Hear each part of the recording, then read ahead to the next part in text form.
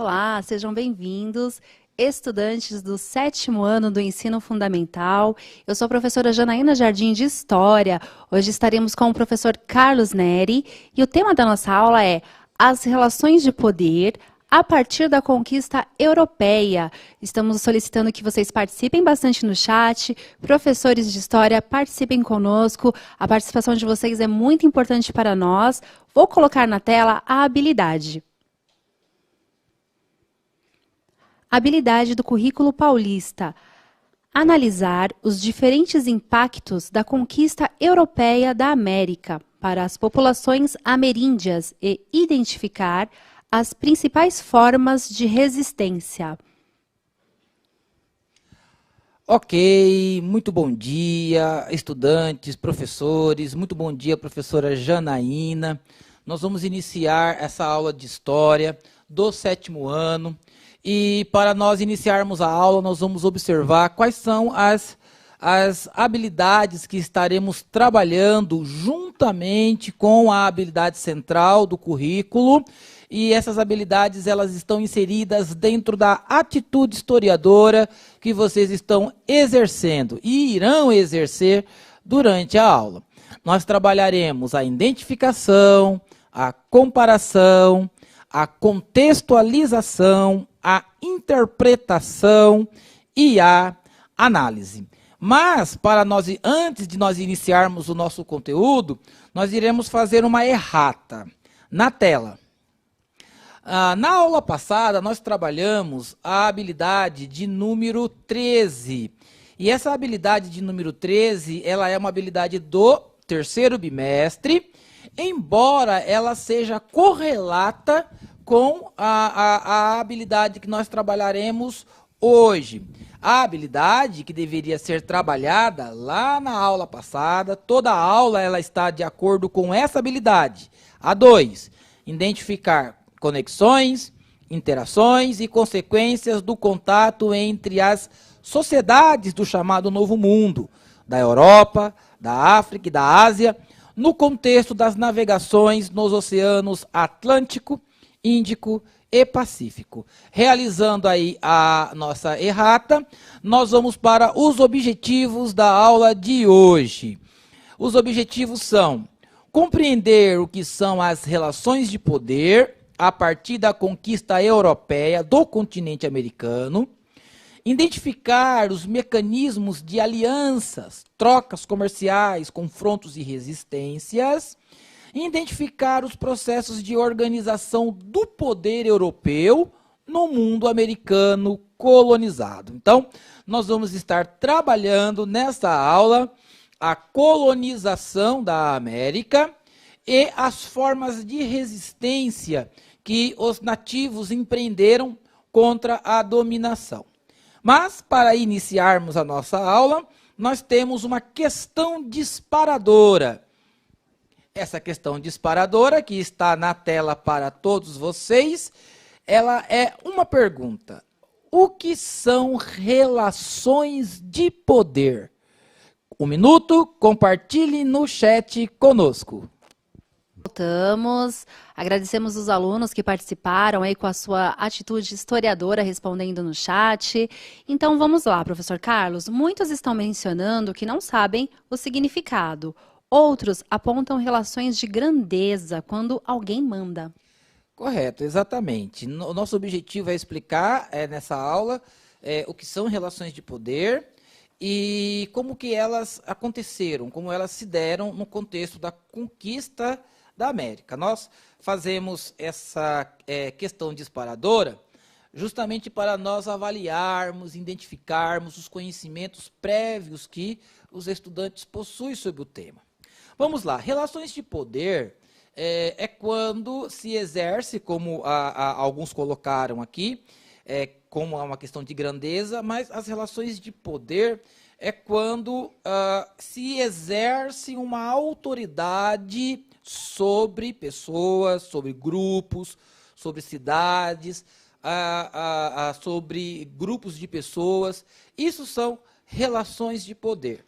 Ou seja, quem tem a maior autoridade lá em cima acaba exercendo domínio e controle sobre aqueles mais fracos.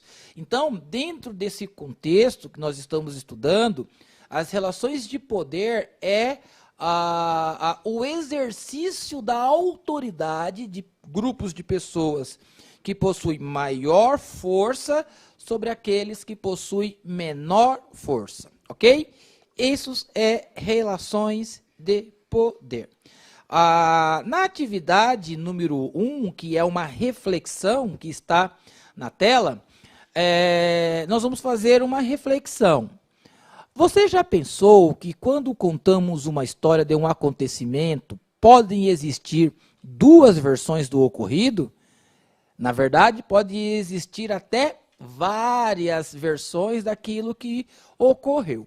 Então, quando nós ouvimos uma história, um fato ou um acontecimento, por exemplo, e quando as pessoas ali começam a contar o ocorrido ou o fato, nós vamos ver que cada pessoa tem uma maneira de contar. Cada pessoa tem uma forma de expressar aquilo que ela enxergou, aquilo que ela viu. Então, nas histórias, seja ela as histórias com E, que são histórias fantasiosas, ou a história mesmo, a investigação dos fatos, que é a ciência que nós estudamos, dentro dos fatos históricos, sempre vai haver versões do ocorrido, versões dos fatos. Na aula passada, nós estudamos a questão do Pero Vaz de Caminha, que era o escrivão das frotas de Cabral. Nós estudamos como que eles se relacionavam ali com os indígenas, a maneira com que eles enxergavam aqueles povos nativos e o estranhamento que ocorreu no primeiro contato, nas interações que eles tiveram. E os escritos que eles fizeram ali, a carta do Pero Vaz de Caminha, é uma versão da história, é a versão europeia, é a versão que eles estavam contando.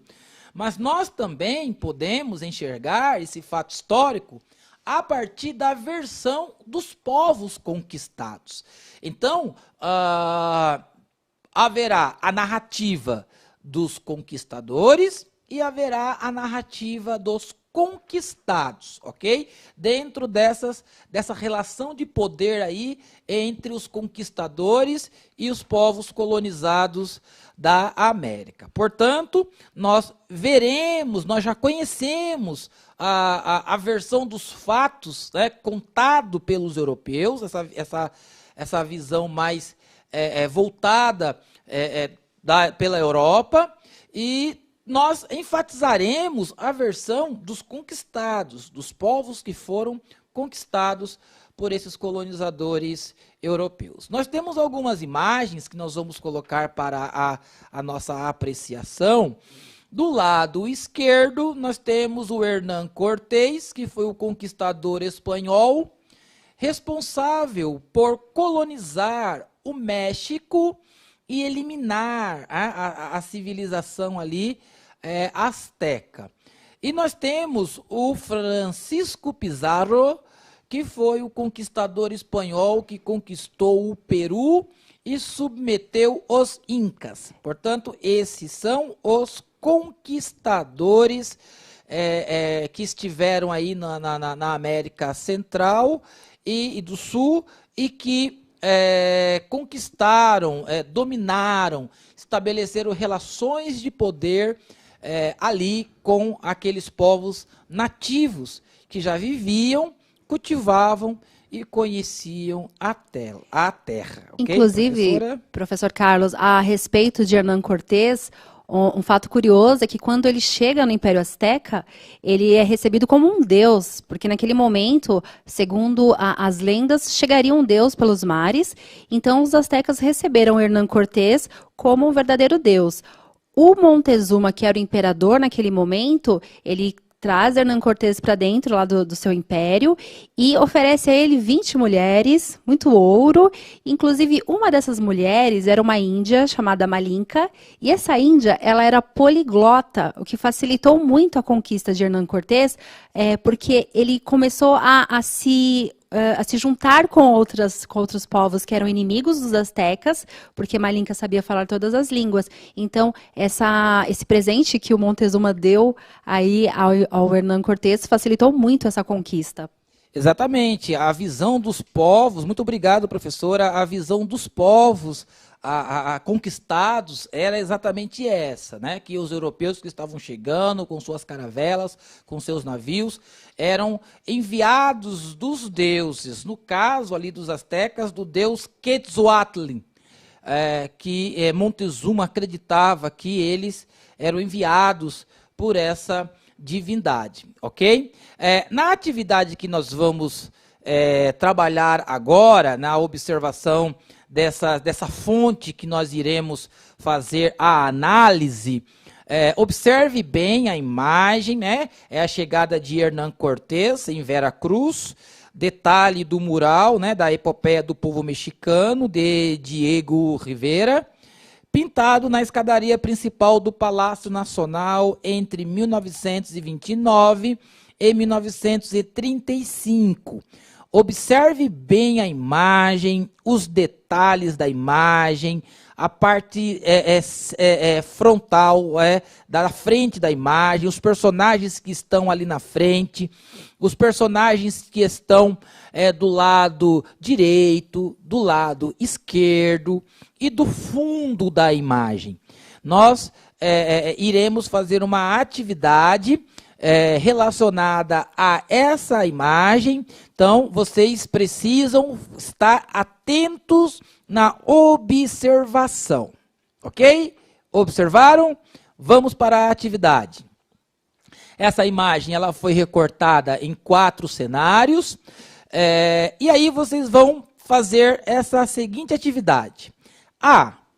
Identifique nos 4 recortes os personagens, quem são os personagens, e descreva o que cada um deles está fazendo, ok? B. Quem seria Cortés entre as figuras representadas? E de que maneira ele foi recebido pelos povos locais? Vocês podem aí, cada um de vocês pega um número, aí, uma questão, a B ou a C, e aí vocês em 2 minutos irão fazer essa identificação dos personagens e do cenário que está colocado nessa fonte, ok? 2 minutos. Então vamos às respostas. Os alunos estão dizendo que eles foram recebidos como deuses. Muito bem, eles prestaram atenção na explicação, né, professor Carlos? Porque eu já até havia dado um spoiler aqui da resposta, mas que ótimo que vocês prestaram atenção. Então, a respeito aí do recorte 4, os alunos estão dizendo que é a imagem de Hernán Cortés. Está correto, professor Carlos? Olha, o Hernán Cortés, ele está lá no recorte 2, ok? Ali, juntamente com sendo recebido lá entre os povos nativos da época, ok? Mas a imagem também, ela vai nos mostrar, lá no fundo da imagem, os soldados ali já enfileirados, soldados nativos, porque embora eles fossem recebidos, eles foram recebidos como deuses, foram recebidos com presentes, mas com o tempo, tudo isso foi se tornando em relações de poder, e aí começou o processo de conquista e dominação do território, ok? Parabéns aos estudantes que responderam. Um recorte que tem aí 4 cenários diferentes dentro da mesma imagem. É um pouco difícil para você analisar, mas parabéns aos que responderam e que estão participando conosco aqui nas interações. Nós vamos fazer mais uma análise de uma imagem que está na tela. Essa imagem, ela é uma descrição Então, vocês vão colocar aí na imagem, na descrição que vocês vão fazer da imagem, vocês vão colocar aqui quais são os elementos naturais ali que estão representados nesta imagem. Quem são as pessoas que estão representadas também?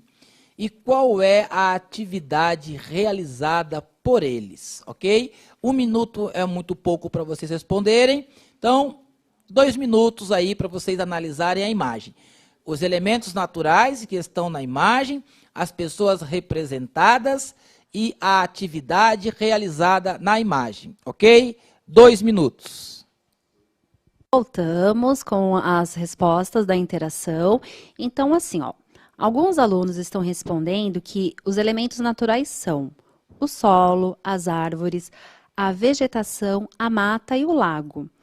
As pessoas representadas indígenas, muito bem, assim, vocês responderem indígenas, porque nós não falamos índio, né? Índio representa um único ser, que é um ser folclórico, mas indígenas representa uma civilização maior, né? São vários povos. Muito bem pela resposta, parabéns. A atividade realizada é pesca, caça e acampamento. Os alunos estão dizendo que estão com um pouco de dificuldade, né, para responder essa atividade. Até uma professora está comentando que eles apresentaram dificuldade nessa atividade. Tem alguma ponderação a respeito dessa atividade, professor Carlos? Ok, vamos lá voltar na representação da imagem que está colocada ali, ok? Essa representação, na tela a imagem, essa representação que vocês estão observando é uma representação de um ambiente natural, ou seja, é o ambiente pré-colonização, ok? Nós estamos observando, é claro, os elementos naturais que estão ali, eles estão dentro da floresta. Então, os elementos naturais, como os estudantes colocaram, é o solo, as árvores, a vegetação, okay? A própria mata, ok? E eles estão, os indígenas ali, os nativos, eles estão todos sentados ali como que se fosse uma reunião familiar, conversando, acendendo a fogueira, é uma reunião mesmo, bem familiar, onde todos estão felizes e curtindo ali aquele espaço, curtindo a natureza. Inclusive, professor Carlos, é importante salientar o que o professor Carlos afirmou aqui. Trata-se de uma reunião familiar de um povo indígena pré-colombiano. Mas lembrando que nas Américas existiam cerca de 100 milhões de pessoas habitando aqui antes da chegada dos europeus. Então, entre 100 milhões de pessoas, de povos indígenas, era possível que nós tínhamos diversas formas de organizações sociais. A organização que está demonstrada para vocês na imagem, que vocês fizeram a leitura aí a partir da atitude historiadora de vocês, é uma imagem que representa um povo um pouco mais rudimentar, né, professor, podemos dizer? Sim. Não significa que eles não tinham tecnologia. A tecnologia, a gente não pode pensar nela com o nosso olhar, um olhar etnocêntrico, né? Onde a nossa cultura ela é mais importante, onde a nossa cultura ela é mais evoluída, e colocando a nossa cultura como uma referência para comparar as outras. Então, a imagem que vocês observaram mostra, sim, uma sociedade indígena pré-colombiana, e nesse período nós estamos mostrando aí uma sociedade mais rudimentar, com suas tecnologias próprias. Lembrando que nesse período nós tínhamos também a civilização asteca, que foi conquistada por Hernán Cortés, que é essa que o professor está se referindo a toda a aula, e essa civilização asteca ela é extremamente desenvolvida. Eles já têm sistema de agricultura, irrigação, eles já têm conhecimento matemático, inclusive eles conheciam até o número 0, que os europeus ainda não tinham dominado. Então, é uma civilização muito avançada. Ela é muito parecida com o que tinha lá na Europa. E, na realidade, eles tinham pontes, dutos, sistemas de irrigação, plantação. Então, era uma sociedade muito avançada. Eles tinham até pirâmides, não é, professor Carlos? Sim, e nessa pirâmide, nós estávamos conversando, antes de começar a aula, eram colocadas, eram feitas, esses templos piramidais eram feitos com pedras, mas sem argamassa. Mas, professor, como que se pode construir uma pirâmide, uma construção arquitetônica daquela magnitude sem argamassa?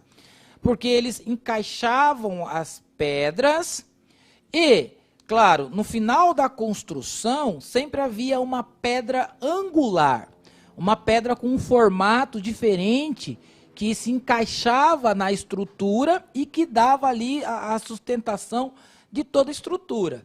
É claro que eles precisavam ter a base muito bem feita, mas nesse sistema de encaixes de pedras, né, para construir aqueles templos magníficos que eles construíam, a última pedra era aquela pedra com um formato diferente, um formato triangular, que se encaixava no espaço entre um e o outro, e aí dava ali a perfeição e a fundamentação daquelas obras. E na imagem que nós estávamos verificando, você vê aí que, embora, como a professora Janaína colocou, era uma civilização para a época, uma civilização desenvolvida, com tecnologias que eles já utilizavam, mas você percebe na imagem que havia uma relação harmoniosa entre eles e a natureza. Ou seja, a natureza ela era usufruída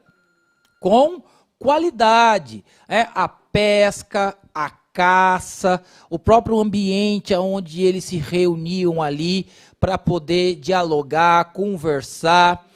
Então, não havia uma relação de destruição da natureza, mas uma relação de simbiose, de harmonia, onde esses povos poderiam usufruir de tudo o que a natureza proporcionava a eles. Ok? Eram Prof? povos. Esse tema é muito instigante, não é, professor Carlos? Se deixar, a gente vai falar disso assim por muito tempo. É importante muito valorizar as sociedades antigas aqui da América, né? Quando nós falamos da Grécia, todos os alunos adoram. Vamos falar da Grécia, do Egito, mas é tão importante falarmos da nossa cultura, da nossa antiguidade aqui na América. Inclusive, sobre o que o professor Carlos está falando, dessa relação harmoniosa, essa simbiose com a natureza, é interessante também pensar que os astecas, eles tinham um sistema de plantio, que era a agricultura, onde eles faziam chinampas. É chinampas a forma certa de... Tinampas. Tinampas. E como isso funcionava? Então, assim, tinha um lago, tinha um rio, e eles construíam pequenas ilhas. E nessas ilhas que eles construíam, eles faziam a sua agricultura. Então, durante todo o ano, mesmo que tivesse ali uma seca, durante todo o ano, aquelas ilhas estariam sempre produzindo os seus alimentos. Eles eles faziam mudanças, sim, na natureza, eles construíam os seus impérios, sim, eles derrubavam árvores, mas a forma como eles faziam isso era muito mais harmoniosa, não era num sentido de destruir, mas sim num sentido de construir uma civilização. Eles precisavam de soluções para o seu dia a dia, então eles acabavam ali mudando a paisagem natural, mas não da forma como atualmente a civilização está fazendo, que está destruindo, né, a nossa natureza. Eles tinham uma relação mais harmoniosa, embora eles também fizessem mudanças no cenário natural. E a gente pode ver também nessa relação do indígena, do povo asteca com a natureza, é que eles consideravam a natureza um elemento sagrado, né? Os seus deuses eram relacionados à natureza. Correto, sim, porque essas civilizações, elas possuem a religião dessas civilizações, são religiões politeístas. Então, quando nós enxergamos aí os maias, os astecas, os incas e até mesmo os indígenas brasileiros, a religião é politeísta, politeós, ou seja, vários deuses. E essas divindades eram representadas pela natureza, o sol, a lua, a terra. Em algumas sociedades, como os astecas, por exemplo, havia divindades com formas de animais. Então, qual o nome técnico que nós damos para isso? Para essa representação da divindade, da natureza em forma de divindade. claro, com a construção das imagens que eles faziam. Nós chamamos de antropomorfismo. Antropos, homem, morfos, forma humana. E quando essas imagens aparecem com formas de animais, nós chamamos de antropozoomorfismo. Né? Então, é a forma entre homens e animais, ou a forma de homens, mas claro, cada uma dessas imagens do povo antigo, eles representavam elementos da natureza, ok? Atividades complementares. Atividade complementar número 1. Vocês vão fazer essa atividade em casa, com pesquisas, colocando no caderno, para ser avaliado pelo professor na escola, ok? Faça uma pesquisa sobre a extração do pau-brasil desde o seu início até os nossos dias, a fim de explicar por que essa espécie está em extinção. E aí nós vamos ter aí as referências que vocês podem estar buscando para poder fazer essa atividade. Agora, é interessante notar que lá na América Central, né, na América Espanhola, né, Central e Sul, os espanhóis eles encontraram ouro, tá? E prata. Mas na colonização, nas relações de poder que se dá no Brasil entre os portugueses e os indígenas, a escravização desses indígenas para a busca de ouro e prata, nesses territórios brasileiros não foram encontrados essa quantidade de ouro e prata. Na verdade, eram bem pouquíssimos mesmo. Mas os portugueses, nessa relação de conquista com os povos indígenas nativos aqui da nossa terra, eles entenderam que uma árvore que colocaram o nome de pau-brasil, ela tinha uma seiva, um líquido vermelho, que poderia se utilizar lá na tinturaria de tecidos. Então, o nosso pau-brasil era uma planta, era uma árvore muito utilizada ali, extraída pelos portugueses para levar lá para Portugal, que seria utilizada aí, muito vantajosa no tingimento dos tecidos, ok? A nossa próxima atividade complementar também, vocês vão assistir aí o vídeo, né? Essas atividades estão no caderno do aluno. Você vai utilizar o QR Code e vai procurar aí os textos e os vídeos, que nesse caso aqui o vídeo, onde você vai aprofundar um pouco mais acerca das missões jesuíticas, ok? A catequização dos povos indígenas, seja lá na América Espanhola ou na América Portuguesa. Mas, professor, isso também faz parte das relações de poder que você falou lá no começo? Sim, os povos indígenas, eles não conheciam a fé cristã, que dominava, na verdade, ali a Europa e boa parte do Ocidente. Eles tinham suas religiões politeístas, vários deuses, a natureza, sol, lua, o solo, as plantas, os animais eram representados como formas de divindades, e os jesuítas, quando eles chegam no nosso território, eles começam um processo de análise e catequização desses povos. Ou seja, eles vão suprimindo, eliminando a cultura religiosa desses povos, para que eles compreendam, então, a fé cristã. Portanto, é mais uma atividade que vocês poderão, através da atitude historiadora, que é de investigação, compreender com melhor propriedade. Ok? Na atividade número 3, que é a atividade também, que vocês farão em casa, vocês vão pesquisar as etnias indígenas, Tupinambá, Yanomami, Guarani, Ticuna, Terena, Kayapó, Krenak e Chavante.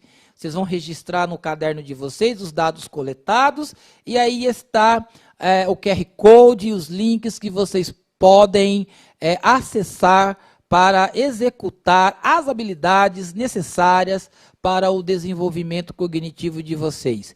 Eu já estive em uma formação junto com tribos indígenas, passamos o dia inteiro em roda, conversando com tribos indígenas, com pajés, com caciques, e é muito interessante você ouvir e aprender os saberes, as técnicas, as tecnologias e a relação desses povos com a natureza. É muito interessante, vale a pena você estudar, ok?